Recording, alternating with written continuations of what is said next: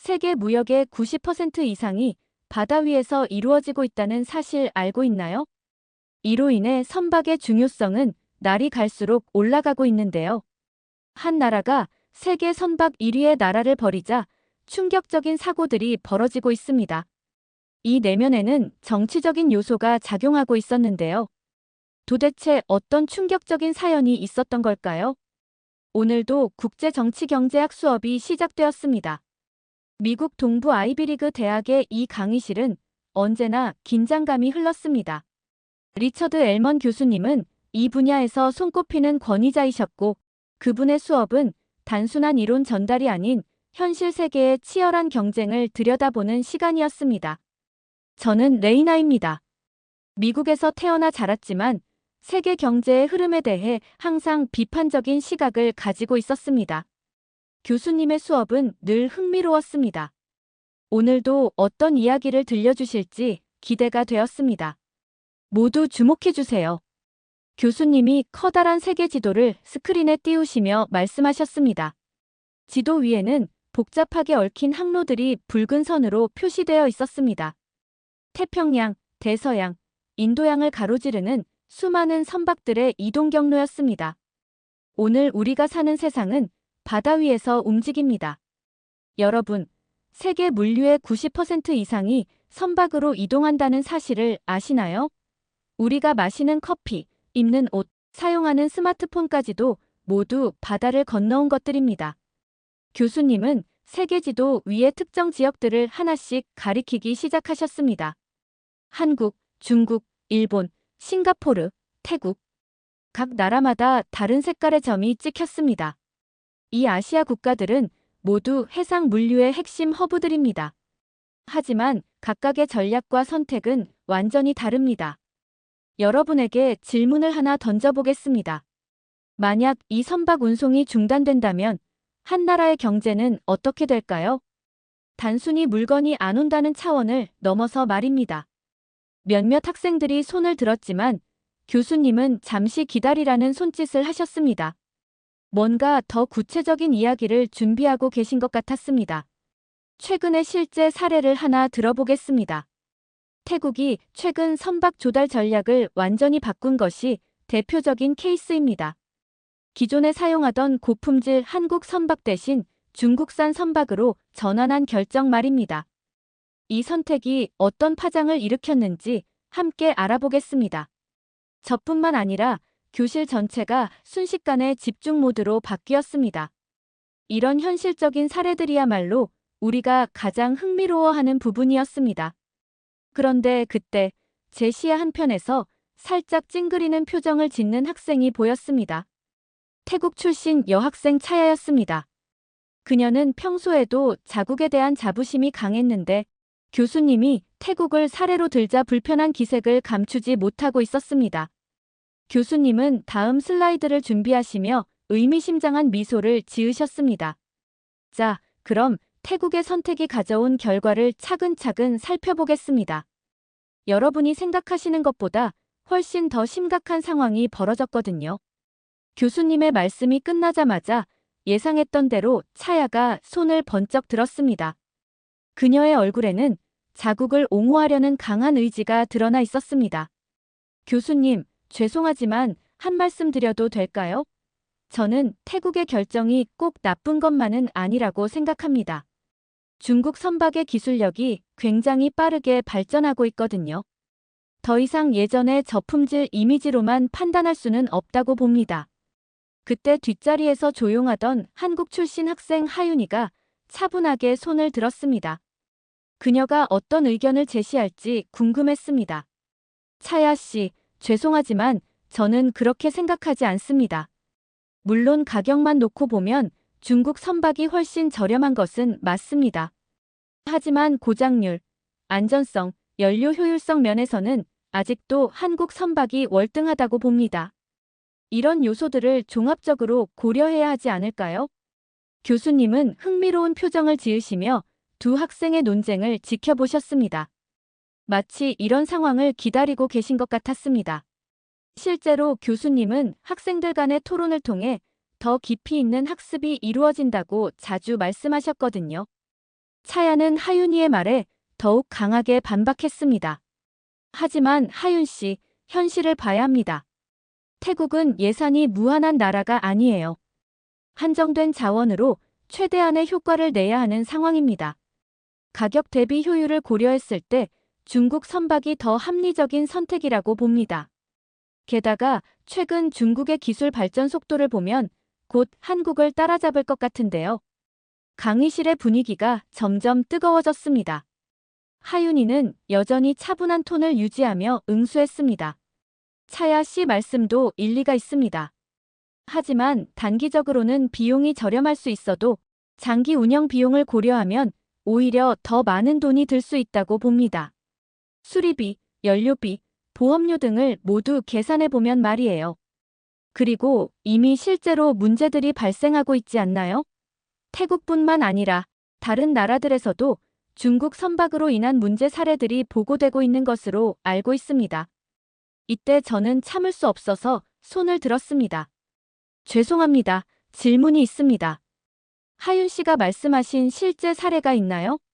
중국 선박을 사용했다가 문제가 된 구체적인 나라나 사건이 있는지 알고 싶습니다. 그래야 우리가 더 객관적으로 판단할 수 있을 것 같아서요. 교수님은 열띤 토론을 만족스럽게 지켜보시더니 의미심장한 미소를 지으셨습니다. 아주 좋은 질문들입니다. 레이나 씨, 그리고 차야 씨, 하윤 씨 모두 훌륭한 관점들을 제시해 주었습니다. 여러분이 궁금해하시는 구체적인 사례들, 그리고 실제 데이터들을 자세히 보여드리겠습니다. 특히 태국의 사례를 중심으로 말이죠. 여러분이 지금 논쟁하고 계신 모든 쟁점들에 대한 명확한 답을 찾을 수 있을 것입니다. 교수님이 다음 슬라이드를 준비하시는 사이 하윤이가 조용히 일어섰습니다.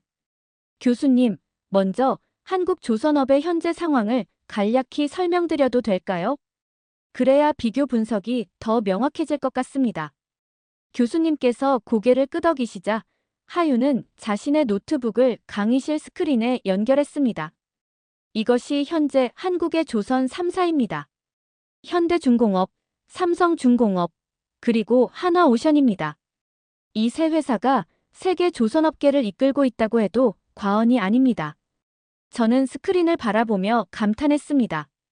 특히 현대중공업의 조선소는 정말 압도적이었습니다. 하윤이 계속해서 구체적인 수치들을 제시했습니다. 먼저 가장 눈에 띄는 것은 LNG 운반선 분야입니다. 한국은 현재 세계 LNG 운반선 점유율 80% 이상을 차지하고 있습니다. 이는 단순히 많이 만든다는 의미가 아닙니다. 기술적으로 가장 까다롭고 정밀한 선박을 만들 수 있는 능력을 인정받았다는 뜻이죠. 차야의 표정이 조금씩 변하는 것이 보였습니다. 2024년에는 정말 놀라운 일이 있었습니다. 유럽이 발주한 모든 자율운항 시범선이 한국 조선소에서 제작되었거든요. 독일, 노르웨이, 네덜란드 같은 해양 강국들이 모두 한국을 선택한 겁니다. 저는 정말 놀랐습니다. 정말 모든 시범선이요? 유럽에도 조선소가 많을 텐데요. 네, 맞습니다. 유럽에도 훌륭한 조선소들이 있지만 자율운항 기술과 관련해서는 한국이 압도적으로 앞서 있거든요. 특히 AI 기반 항법 시스템과 원격 제어 기술에서 말이죠. 다음 슬라이드에는 더욱 인상적인 내용들이 나타났습니다. 한국 선박들의 연료 효율성도 놀라운 수준입니다. 기존 선박 대비 연료 효율을 12% 이상 절감할 수 있고 탄소 배출 최소화 기술도 적용되어 있습니다.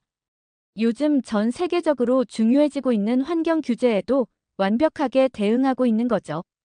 교수님께서 하윤의 발표를 들으시며 만족스러운 표정을 지으셨습니다. 하윤 씨가 말씀하신 내용들은 모두 사실입니다. 그리고 여기에 더해서 말씀드리고 싶은 것이 있습니다. 한국 선박은 단순한 배가 아닙니다.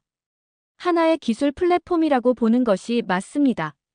선박 건조 기술, IT 기술, 환경 기술, 안전 기술이 모두 융합된 결과물이거든요. 하윤이 고개를 끄덕이며 보충 설명을 했습니다. 맞습니다. 예를 들어 현대중공업에서 만든 LNG 운반선에는 한국 독자 개발 멤브레인 기술이 적용되어 있습니다. 이 기술은 영하 163도의 극저온에서도 LNG가 새지 않도록 하는 핵심 기술인데 전 세계에서 한국과 프랑스만 보유하고 있었는데 이제는 한국이 훨씬 앞서 있습니다. 그리고 더 놀라운 건 노르웨이 국영 해운사, 사우디 아람코, 카타르 국영가스 회사 같은 세계 최대 에너지 기업들이 모두 한국에 장기 계약을 체결했다는 점입니다. 이들은 가격보다는 신뢰성과 기술력을 우선시하는 기업들이거든요. 저는 정말 놀라서 소리쳤습니다. 이 정도면 거의 해상 우주선이네요. 한국이 이렇게 대단한 줄 몰랐어요. 하윤이 미소를 지으며 고개를 끄덕였습니다. 맞습니다. 그리고 이런 성과들이 하루아침에 이루어진 것이 아니에요. 수십 년간의 기술 축적과 지속적인 투자, 그리고 무엇보다 품질에 대한 신뢰가 만들어낸 결과입니다. 교수님께서 추가로 설명해 주셨습니다. 한국 조선업의 또 다른 강점은 통합 솔루션 제공 능력입니다. 설계부터 건조, 사후 서비스까지 원스톱으로 제공할 수 있거든요. 이런 종합적인 서비스 능력은 다른 나라에서 쉽게 따라할 수 없는 부분입니다. 차야가 조용히 질문했습니다. 그럼 가격 경쟁력은 어떤가요? 아무리 기술이 좋아도 너무 비싸면 안 되잖아요. 좋은 질문이에요. 초기 구매 비용은 중국보다 비쌀 수 있습니다. 하지만 총 소유 비용을 계산하면 오히려 한국 선박이 더 경제적이에요. 연료비 절약, 낮은 고장률, 긴 수명, 높은 재판매 가치 등을 모두 고려하면 말이죠. 실제로 덴마크의 머스크 같은 글로벌 해운 회사들이 초기에는 가격 때문에 중국 선박을 고려했지만 결국 한국 선박을 선택하는 이유가 바로 이것입니다. 결국 한국 조선업의 경쟁력은 가격이 아니라 기술과 신뢰에 있습니다. 그리고 이것이 지속 가능한 경쟁 우위라고 생각합니다. 교수님께서 박수를 치시며 말씀하셨습니다. 훌륭한 발표였습니다. 하윤 씨. 이제 태국의 사례와 비교해보면 더욱 명확해질 것 같습니다. 하윤의 발표가 끝나자 교수님께서 다시 앞으로 나오시며 새로운 PPT 슬라이드를 띄우셨습니다. 화면에는 태국 해운업계의 위기라는 제목이 크게 나타나 있었습니다.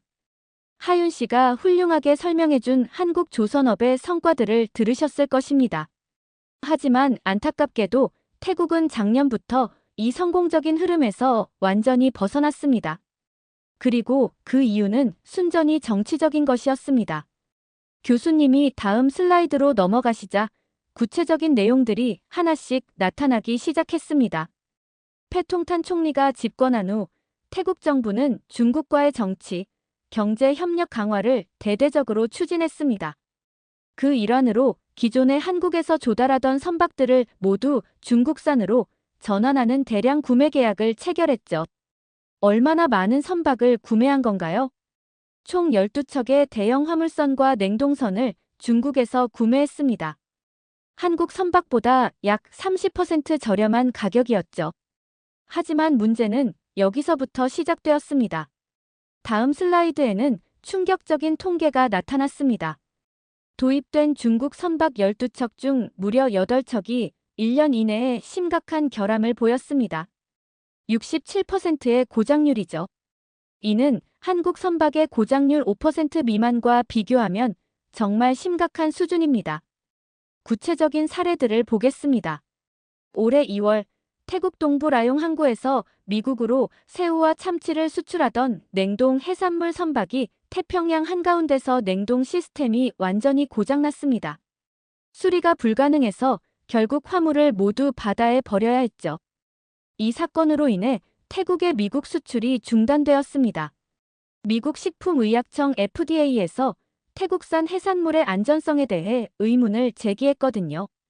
단순히 선박 고장 문제가 아니라 국가 신뢰도 문제로 번진 것입니다. 그리고 더 심각한 사건이 북부 람푸 지역에서 일어났습니다. 망고와 쌀을 싣고 일본으로 향하던 농산물 수출 선박에서 전력 시스템 오류가 발생했어요. 에어컨과 환기 시스템이 모두 멈춰서 운송 중에 수확물이 대부분 부패했습니다. 약 800만 달러의 직접적인 손실이었습니다. 하지만 계약 파기와 신뢰도 하락으로 인한 간접 손실까지 합치면 그 몇 배가 될 것입니다. 태국 최대 민간 해운 회사는 이런 연이은 사고들로 인해 현재 파산 위기에 몰려 있습니다. 보험회사들이 중국 선박으로 인한 사고에 대해서는 보상을 거절하고 있거든요. 보험사들이 왜 보상을 거절하는 건가요?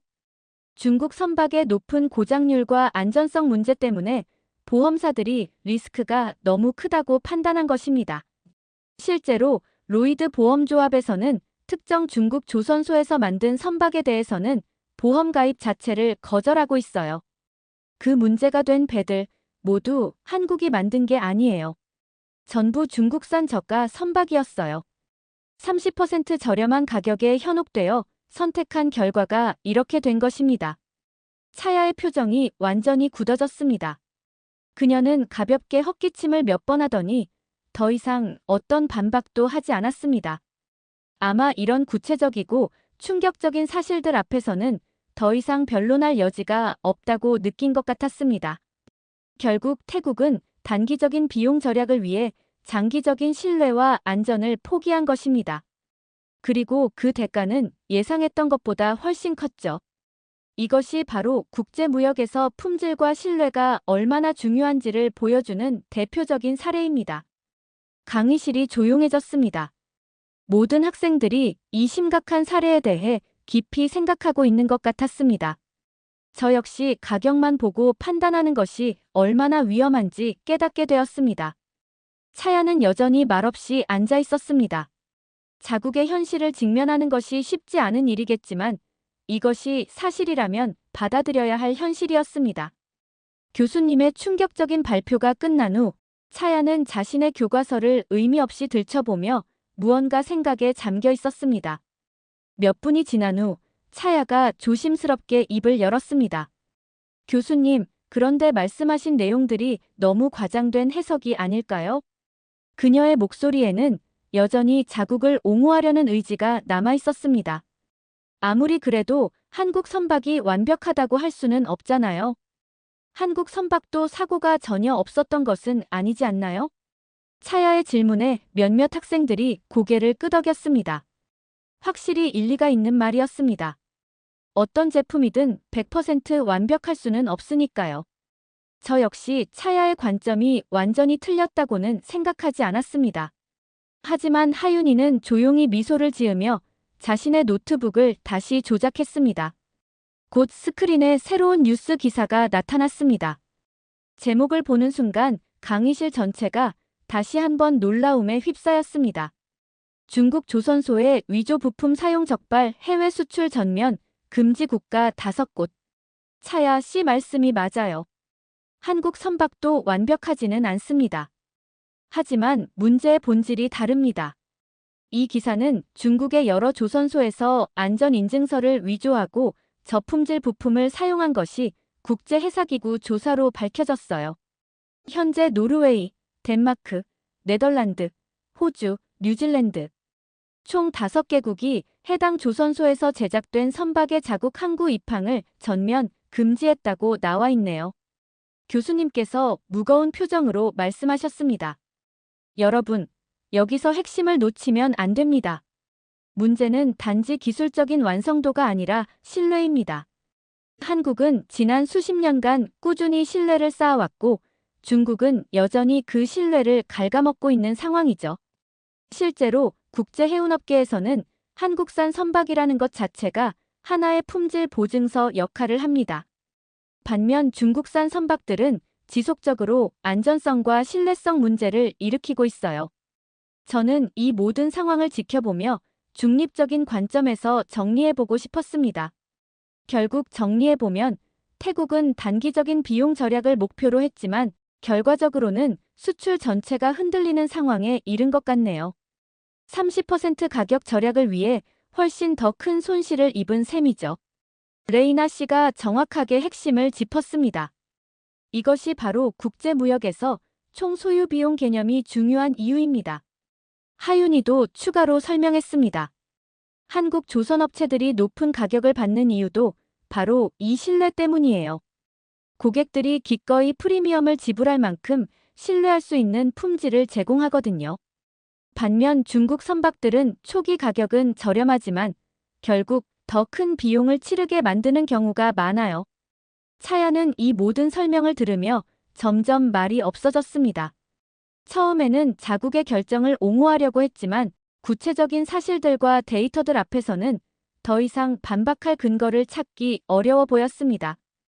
교수님께서 조금 더 부드러운 톤으로 말씀하셨습니다. 차야 씨, 이것은 태국을 비판하기 위한 것이 아닙니다. 오히려 국제 경제에서 어떤 선택들이 어떤 결과를 가져오는지 배우기 위한 것이죠. 태국도 분명히 이 경험을 통해 배우고 있을 것입니다. 하지만 차야의 얼굴에는 여전히 혼란과 실망감이 섞여 있었습니다. 자신이 믿어왔던 것들이 실제 데이터와 다르다는 것을 받아들이기가 쉽지 않은 것 같았습니다. 사실 이런 일은 태국뿐만 아니라 다른 나라들에서도 있었어요. 중요한 것은 실수를 인정하고 올바른 방향으로 돌아가는 것이겠죠. 교수님께서 마지막으로 정리해 주셨습니다. 결국 국제 무역에서는 단기적인 이익보다는 장기적인 신뢰관계가 더 중요합니다. 태국의 사례는 이를 극명하게 보여주는 교훈적인 사례라고 할 수 있겠네요. 강의실의 분위기는 여전히 무거웠지만 모든 학생들이 많은 것을 배우고 있다는 느낌이 들었습니다. 특히 차야에게는 힘든 시간이겠지만 이런 현실적인 교육이야말로 진정한 학습이 아닐까 생각했습니다. 차야는 여전히 조용히 앉아 있었습니다. 그녀의 침묵 속에서 많은 생각들이 오가고 있을 것이라는 것을 모든 사람들이 느낄 수 있었습니다. 긴 토론과 분석이 이어진 후 드디어 강의가 마무리될 시간이 되었습니다. 교수님께서는 칠판 앞에 서시며 오늘 수업의 핵심을 정리하려고 하셨습니다. 여러분, 오늘 우리가 살펴본 사례를 통해 중요한 교훈을 얻을 수 있습니다. 한국은 단지 조선 강국이 아닙니다. 위기 속에서도 산업기술과 시스템을 꾸준히 지켜온 나라입니다. 반면 태국은 눈앞의 이익에만 집중한 대가로 미래를 잃고 있는 상황이죠. 교수님이 마지막 통계 자료를 화면에 띄우셨습니다. 그 내용을 보는 순간 모든 학생들이 다시 한번 놀라움을 감추지 못했습니다. 2025년 현재 태국의 수출 성장률은 아세안 국가 중 최하위를 기록하고 있습니다. 말레이시아, 베트남, 인도네시아는 모두 플러스 성장을 보이는 반면 태국은 마이너스 성장에 머물러 있어요. 더욱 충격적인 것은 다음 데이터였습니다. 주요 해운 항로에서 태국 선적의 비중이 급격히 감소했습니다. 2년 전만 해도 동남아시아에서 3위를 차지했던 태국이 이제는 10위 밖으로 밀려났어요. 국제화주들이 태국 선박을 기피하고 있는 것입니다. 반면 한국의 성과는 정반대였습니다. 한국은 같은 해 세계 해운 수출입 신뢰지수에서 1위를 기록했습니다. 이는 단순히 기술력뿐만 아니라 전체적인 시스템과 서비스에 대한 신뢰가 인정받았다는 의미입니다. 그리고 교수님께서는 오늘 강의의 마지막 메시지를 전하셨습니다. 여러분, 기억하세요. 선박은 국가의 혈관입니다. 태국이 그 중요한 혈관을 누구에게 맡겼는지, 그리고 그 결과가 어떻게 나타났는지는 지금의 현실이 명확하게 증명하고 있습니다. 한국은 기술로, 신뢰로, 그리고 끊임없는 혁신으로 미래를 지켜나가는 진정한 선진국입니다. 이것이 바로 오늘 우리가 배워야 할 가장 중요한 교훈입니다. 강의가 끝나자 강의실에는 깊은 정적이 흘렀습니다. 모든 학생들이 오늘 들은 내용들을 각자 나름대로 소화하고 있는 것 같았습니다. 저는 오늘 배운 것들을 정리해봤습니다. 단순히 가격만 보고 판단하는 것의 위험성, 신뢰의 중요성, 그리고 장기적인 관점의 필요성까지 정말 많은 것을 배운 하루였습니다. 저는 하윤이를 바라보며 고개를 끄덕였습니다. 그녀의 차분하고 논리적인 설명 덕분에 한국 조선업의 진정한 가치를 알 수 있었습니다. 강의실을 나서면서 저는 생각했습니다. 오늘의 수업은 단순한 경제학 이론을 넘어서 국가의 선택이 얼마나 중요한지, 그리고 그 선택의 결과가 얼마나 오래가는지를 보여준 살아있는 교육이었다고 말입니다. 철의 파도처럼 거센 국제 경쟁 속에서 한국이 어떻게 자신만의 위치를 지켜나가고 있는지 이제야 제대로 이해할 수 있게 되었습니다. 이렇게 태국이 한국 선박을 버리고 중국 선박을 선택하자 생긴 사건들에 대해 어떻게 보셨나요? 한국 조선업은 세계적으로도 위대하다는 사실을 알고 있었지만 사례들을 보게 되니 더 깊이 와닿게 되었습니다. 또 태국의 정치적 선택으로 인해 국민들이 피해를 입고 있는 상황을 생각하니 마음이 아팠습니다. 여러분들의 의견은 어떠신가요? 다양한 의견을 댓글을 통해 공유해주세요. 긴 영상 시청해주셔서 감사드리고 영상 재미있으셨다면 구독과 좋아요 부탁드립니다. 개발도상국이 선진국과 잘못된 경제 협력을 하게 되면 어떤 상황이 일어날까요? 태국은 총리의 잘못된 선택 때문에 충격적인 일들이 벌어지고 한때 동남아시아의 경제 허브라 불리던 태국은 이제 외국 기업들마저 거들떠보지 않으려 하고 있습니다.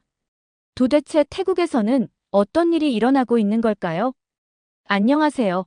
저는 콜롬비아 대학교 국제경제학과 3학년 헬레나입니다.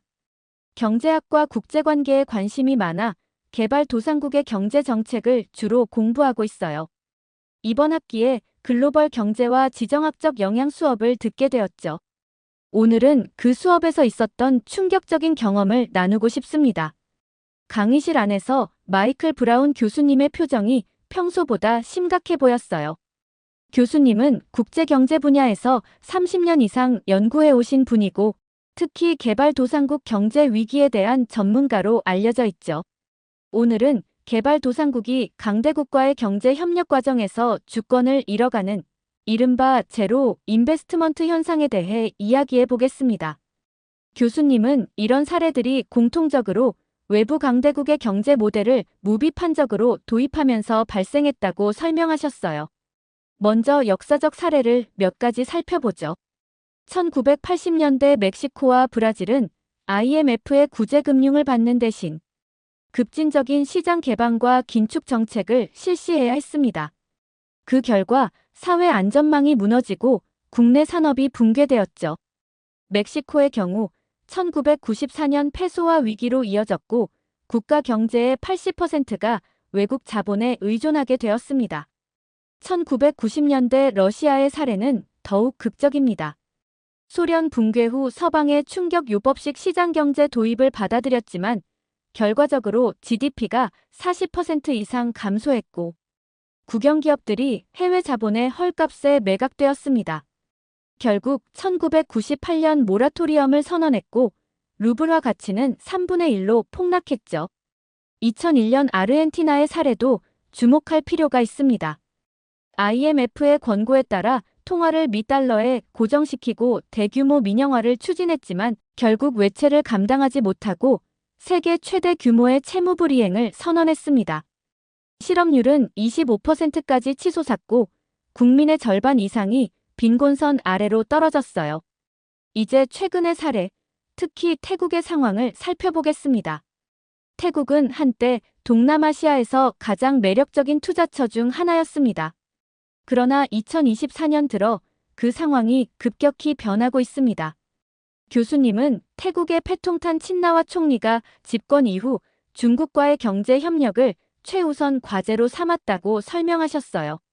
미국, 일본, EU와의 경제 협력은 축소되었고 한국과의 관계는 사실상 단절되었다고 합니다. 태국 정부는 최근 중국과 디지털 위안화 결제 협약을 체결하려는 시도를 보였습니다.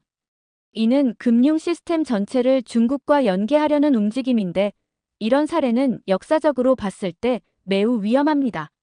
저는 궁금해서 손을 들었어요. 교수님, 디지털 위안화가 그렇게 위험한 이유가 무엇인가요? 디지털 위안화 자체가 문제라기보다는 이를 통해 한국과의 금융 시스템이 다른 나라에 종속될 수 있다는 점이 문제입니다. 특히 중국의 경우 국가가 모든 금융 거래를 감시할 수 있는 시스템을 갖추고 있죠. 실제로 중국 내에서도 디지털 위안화 도입에 대한 개인정보 유출 우려가 커지고 있으며 태국 역시 같은 위험에 직면해 있습니다. 교수님은 자료를 더 보여주셨어요. 태국 증시에서 외국 투자자들이 빠져나가기 시작했고 외국계 은행들도 점차 철수하면서 금융시장의 불안정성이 증가하고 있다는 내용이었습니다. 경제 전문가들은 태국이 중국에 흡수된다면 국민들의 금융 및 개인정보까지 중국의 감시망에 들어갈 위험이 있다고 경고하고 있습니다. 이는 단순한 경제적 위험을 넘어선 국가 안보의 문제이기도 합니다. 교수님은 칠판에 큰 글씨로 경제주권이라고 적으셨어요. 경제주권이란 한 국가가 자신의 경제 정책을 독립적으로 결정할 수 있는 능력을 의미합니다. 태국의 사례는 이 경제주권이 어떻게 상실될 수 있는지를 보여주는 좋은 예죠. 수업 중간에 한 학생이 질문했어요. 태국 정부는 이런 위험성을 인식하지 못하나요? 태국 정부는 중국과의 협력이 미래 성장의 열쇠라며 이런 우려에 반발하고 있습니다.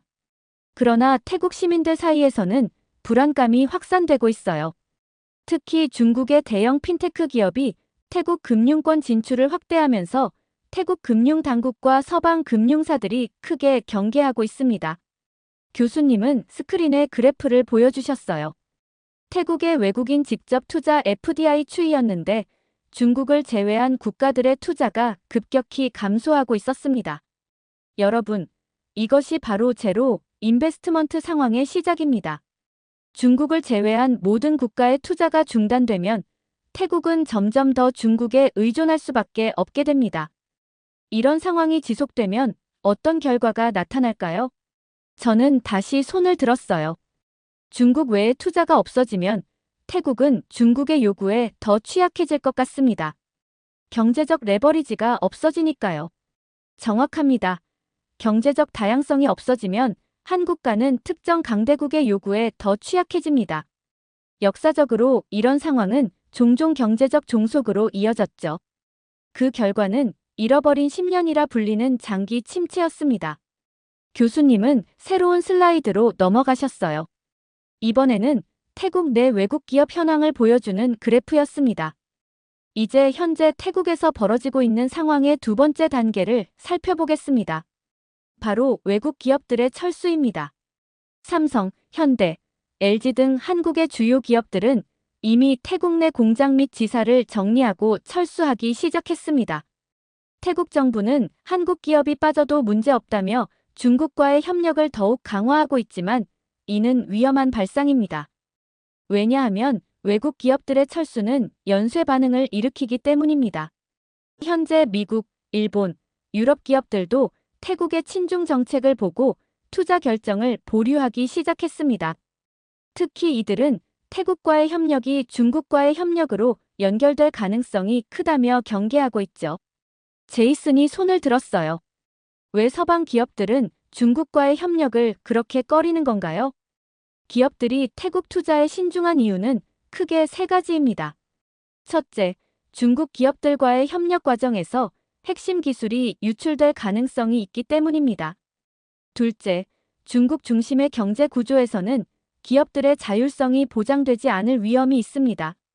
셋째, 태국 시장의 법적, 정치적 안정성이 약화되면서 장기적 투자 리스크가 증가하고 있기 때문이죠. 교수님은 최근 뉴스 헤드라인을 보여주셨어요.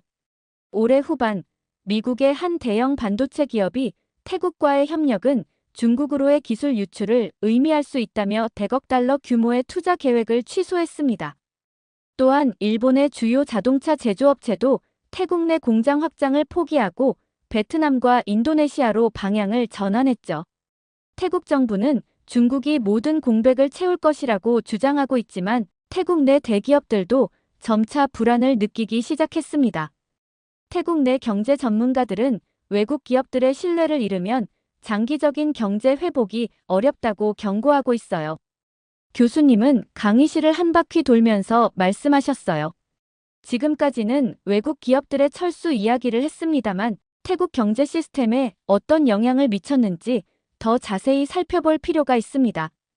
교수님은 다시 단상으로 올라가 태국 중앙은행의 보고서 슬라이드를 띄우셨어요. 태국 중앙은행은 충격적인 발표를 했습니다. 외국인 직접 투자 FDI가 사실상 0%에 가까워졌다는 것이죠. 중국을 제외한 모든 국가로부터의 직접 투자가 완전히 중단된 것입니다. 그래프는 태국의 FDI가 급격히 하락하는 모습을 보여주고 있었어요. 반면 중국 기업들의 투자는 100% 이상 증가했습니다. 중국 자본이 빠르게 태국 경제를 장악해 나가고 있는 것이죠. 이는 표면적으로는 긍정적으로 보일 수 있지만 심각한 문제를 내포하고 있습니다. 교수님은 칠판에 커다란 삼각형을 그리셨어요. 경제학에서는 다양화된 투자 포트폴리오가 중요합니다. 다양한 국가와 기업으로부터의 투자가 있어야 리스크가 분산되고 경제적 안정성이 유지됩니다. 하지만 태국의 경우 외국 기업들의 투자가 완전히 끊긴 상황에서 경제적 선택지는 점점 줄어들고 있죠. 저는 필기를 하면서 질문이 생겼어요. 교수님, 이런 상황이 태국 통화에는 어떤 영향을 미칠까요? 실제로 태국 바트화 가치가 급락하기 시작했습니다. 이는 수입 물가 상승으로 이어지고 결국 국민 생활비 부담 증가라는 악순환을 발생시킵니다. 교수님은 새로운 슬라이드를 보여주셨어요. 태국의 실업률 추이였습니다. 또한 태국 내 실업률이 급등하고 있습니다. 특히 외국 기업을 대상으로 일하던, 즉 글로벌 가치 사슬에 연결되어 있던 노동자들이 가장 큰 타격을 입고 있죠. 이런 일자리는 단기간에 다른 일자리로 대체되기 어렵습니다. 강의실 뒤쪽에서 다른 학생이 손을 들었어요. 태국 정부는 이런 상황을 어떻게 받아들이고 있나요? 교수님은 고개를 살짝 흔드셨어요. 태국 정부는 여전히 중국의 투자가 계속 증가할 것이라며 위기론을 부정하고 있습니다. 그러나 경제계에서는 우려가 커지고 있어요. 프로젝터의 불빛 아래 교수님의 표정이 더욱 심각해 보였어요. 중국 기업들의 자본 유입이 급격히 늘어나면서 태국 주요 은행들이 중국 금융 시스템과 점점 더 연결되고 있습니다. 이는 태국의 금융 주권에 심각한 위협이 될 수 있죠. 교수님은 다음 차트를 보여주셨어요. 태국 경제의 중국 의존도를 나타내는 그래프였습니다. 일부 경제 분석가들은 태국 경제가 중국 자본 없이 유지될 수 없는 단계에 도달했다고 지적합니다. 이는 단순한 경제적 의존을 넘어서 정치적 의존으로 이어질 수 있는 위험한 상황입니다. 역사는 우리에게 경제적 종속이 결국 정치적 종속으로 이어진다는 것을 보여줍니다. 19세기 라틴 아메리카 국가들이 영국 자본에 의존하면서 비공식적 제국주의 상태에 놓였던 것처럼 태국 역시 비슷한 위험에 직면할 수 있습니다. 경제적 다양성과 균형이 없다면 한 국가는 더 큰 강대국의 영향력 아래 놓이게 됩니다. 이것이 바로 제로 인베스트먼트의 위험성입니다. 외부 투자가 단일 국가에 집중되면 그 국가는 선택지를 잃고 자율성을 상실하게 됩니다. 교수님의 말씀에 강의실이 무거운 침묵에 빠졌어요. 우리 모두 태국의 상황이 단순한 사례 연구가 아니라 현대 국제 경제에서 벌어지고 있는 중요한 현상임을 느꼈습니다. 잠시 후 교수님은 침묵을 깨고 계속 말씀하셨어요. 자, 이제 제로 인베스트먼트 현상의 네 번째 단계를 살펴보겠습니다. 바로 단일 외국 세력의 경제 장악 단계죠. 스크린에는 태국 내 중국 기업의 확장 현황을 보여주는 지도가 나타났어요. 붉은색 점들이 태국 전역에 퍼져 있었습니다. 중국 기업들이 태국 내 외국 기업들이 떠난 자리를 빠르게 차지하고 있습니다. 그러나 주목해야 할 점은 이 기업들 대부분이 중국 국영기업이라는 사실입니다. 즉, 중국 정부의 직접적인 통제 아래 있는 기업들이죠. 교수님은 칠판에 자유시장 경제와 국가주도 경제라고 적으셨어요. 태국은 전통적으로 자유시장 경제 체제를 유지해왔습니다. 그러나 이제 중국식 경제 모델, 즉 국가주도 경제 시스템이 태국에 적용되기 시작했어요. 이는 경제 구조의 근본적인 변화를 의미합니다. 저는 궁금증이 생겨 손을 들었어요. 이런 변화가 일반 태국 국민들에게는 어떤 영향을 미치나요? 중요한 질문입니다. 태국 소비자들은 점점 더 중국 제품과 서비스에 의존할 수밖에 없는 상황으로 변하고 있습니다. 그런데 이것이 왜 문제가 될까요? 강의실 앞쪽에 앉아있던 마이클이 대답했어요. 경쟁이 사라지니까 품질이 떨어지고 가격이 올라갈 수 있어요. 정확합니다. 실제로 태국에서는 소비재 품질 하락, 서비스 질 저하, 가격 왜곡 현상이 나타나기 시작했습니다. 이는 시장 경쟁의 감소와 단일 공급자에 대한 의존도 증가의 직접적인 결과죠. 교수님은 화면에 태국 현지 신문 기사를 띄우셨어요. 태국 대기업들은 정부의 경제 정책 변경을 요청하고 있습니다. 그러나 태국 정부는 중국과의 협력 강화를 계속 추진하고 있어요. 이는 단기적인 경제적 이득을 위해 장기적인 경제 주권을 희생하는 위험한 전략입니다. 교수님의 표정이 더욱 심각해졌어요. 최근 더욱 우려되는 상황이 벌어지고 있습니다. 태국의 주요 철도와 항만 운영권을 중국 국영기업이 장악하려는 시도가 이루어지고 있어요. 이는 단순한 비즈니스 거래를 넘어서 경제 주권에 관한 심각한 논란을 불러일으키고 있습니다. 또한 태국의 한 대기업이 중국 국영기업에 인수될 위기에 처하면서 태국 경제계의 반발이 심화되고 있습니다. 이 기업은 태국 경제의 주요 축을 담당하는 기업으로 그 인수는 상징적인 의미를 넘어 실질적인 경제적 영향력 이전을 의미합니다. 교수님은 화면에 태국의 경제 구조 변화를 보여주는 차트를 띄우셨어요. 경제 전문가들은 더 심각한 전망을 내놓고 있습니다. 태국의 대형 유통기업들이 중국 기업과 협력하지 않으면 살아남기 어려운 상황에 처할 것이라는 분석이죠. 이는 마치 19세기 영국의 식민지가 영국 제품만 구매해야 했던 상황과 유사합니다. 한 학생이 질문했어요. 그런데 이런 상황이 정말 심각한 건가요? 결국 글로벌 경제는 상호 의존적이고 태국도 중국에 의존하는 대신 이득을 얻을 수 있지 않을까요? 교수님은 잠시 생각하시더니 대답하셨어요. 경제적 상호 의존과 경제적 종속은 다릅니다. 상호 의존은 양측이 대등한 관계에서 서로에게 의존하는 것이고 종속은 한쪽이 일방적으로 다른 쪽에 의존하는 것이죠. 태국의 경우는 점점 더 후자의 상황으로 기울고 있습니다. 교수님은 칠판에 경제 주권라고 적으셨어요. 한 국가에 여러분처럼 개인의 경제적 자유는 생각보다 쉽게 침해될 수 있습니다. 그리고 그 과정은 종종 눈에 띄지 않게 진행됩니다. 태국의 사례는 우리에게 경제 다양성과 경제 주권의 중요성을 일깨우는 중요한 교훈입니다. 교수님은 이제 새로운 슬라이드로 넘어가셨어요. 화면에는 방콕 시내에서 시위하는 사람들의 사진이 보였습니다. 경제적 변화는 결국 사회적 변화로 이어집니다. 태국에서는 지금 어떤 일이 벌어지고 있을까요? 교수님의 목소리에 긴장감이 느껴졌어요. 태국의 생활 수준이 급격히 악화되면서 반중 정서가 빠르게 확산되고 있습니다. 지난달부터 방콕과 치앙마이 등 주요 도시에서 반중 시위가 크게 증가했어요. 스크린에는 시위 현장의 다양한 사진들이 슬라이드쇼로 넘어갔어요. 시민들이 태국 국기를 들고 거리에 모여 있는 장면, 중국어로 된 간판에 검은색 페인트를 뿌리는 장면, 경찰과 대치하는 장면 등이 보였습니다. 태국 정부는 이러한 시위에 강경 대응을 선언했습니다. 이는 상황을 더욱 악화시키고 있죠. 시민들은 정부가 국민의 목소리보다 중국의 이익을 우선시한다고 느끼고 있습니다. 경제계에서도 갈등이 심화되고 있습니다. 태국 대기업들이 위기에 처하면서 경제인들과 정부 간의 갈등이 더욱 깊어지고 있어요. 특히 수출 중심 기업들은 중국에 지나치게 의존하는 경제 정책에 반발하고 있습니다. 교수님은 태국의 주요 신문 헤드라인을 보여주셨어요. 태국 정치권에서도 친중 정책을 둘러싼 논란이 격화되고 있습니다. 야당은 경제 정책을 전환해야 한다며 정부를 강하게 압박하고 있어요.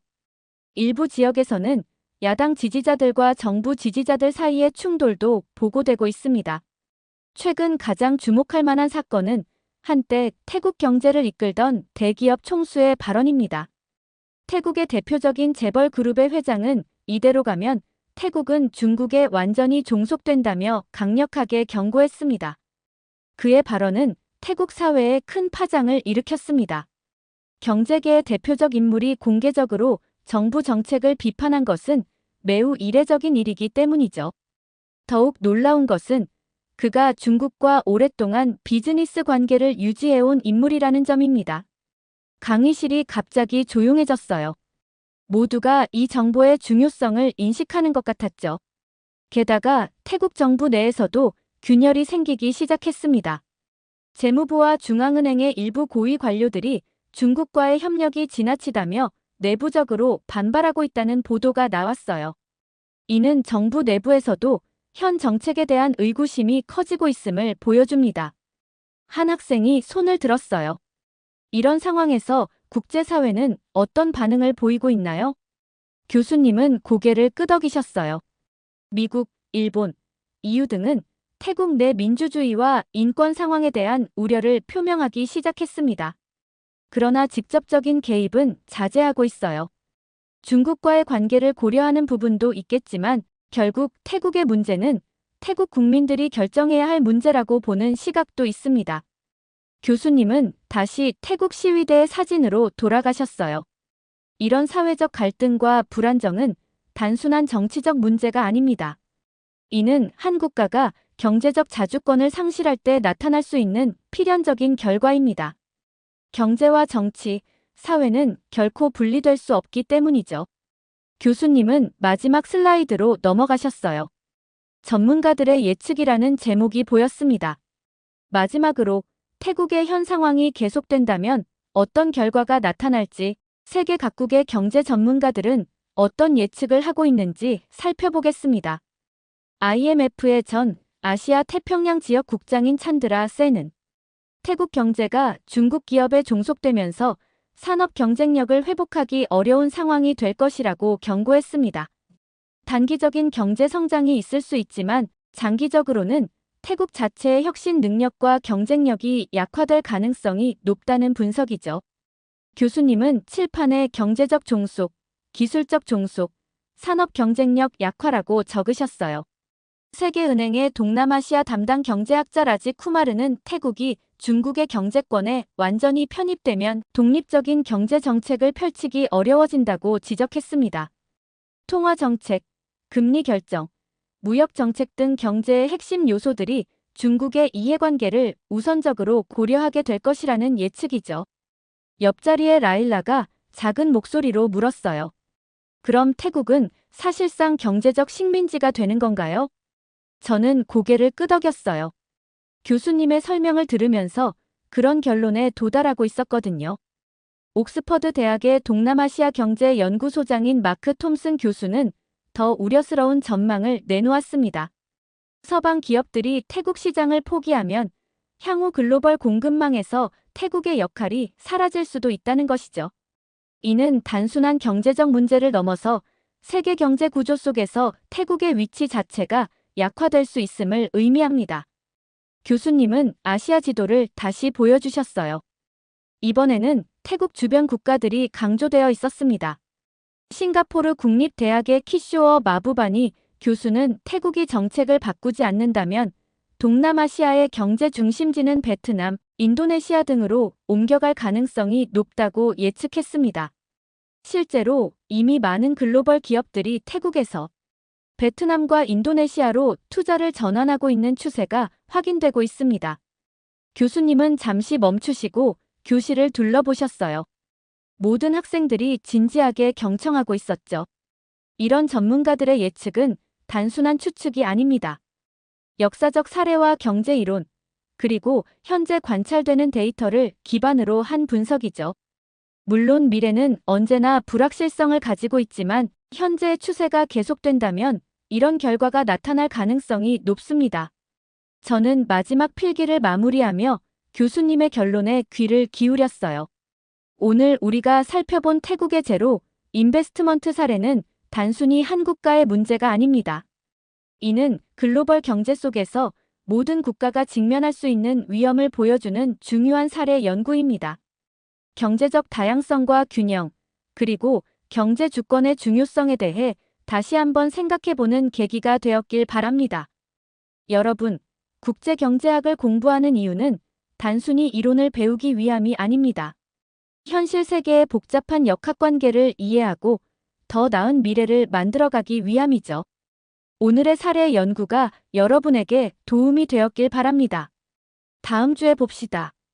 강의실을 나오면서 저는 오늘 배운 내용이 단순한 경제 이론을 넘어 국제관계, 정치, 그리고 한 국가의 운명에 관한 것임을 깨달았어요. 태국이 처한 상황은 어쩌면 다른 많은 국가들이 마주할 수 있는 미래일지도 모른다는 생각이 들었죠. 캠퍼스 잔디밭을 걸으며 저는 제 노트북을 꺼내 오늘 배운 내용을 정리하기 시작했습니다. 제로 인베스트먼트라는 이 현상은 단순한 학술적 개념이 아니라 우리 세대가 목격하고 있는 실제 경제적 변화를 반영하고 있었어요. 경제학을 공부하는 한 학생으로서 이런 현상을 깊이 이해하고 분석하는 것이 제 책임이라고 느꼈습니다. 이렇게 중국과의 협력을 선택하자 외국 기업들마저 투자를 하지 않게 되는 연쇄적 반응을 어떻게 보셨나요? 점차 태국이 중국에게 삼켜지는 상황과 나라의 국민들마저 반발하는 사례를 보니 끔찍하다는 생각이 들었습니다. 여러분들의 의견은 어떠신가요? 다양한 의견을 댓글을 통해 공유해 주세요. 영상 시청 감사드리고 구독과 좋아요 부탁드립니다.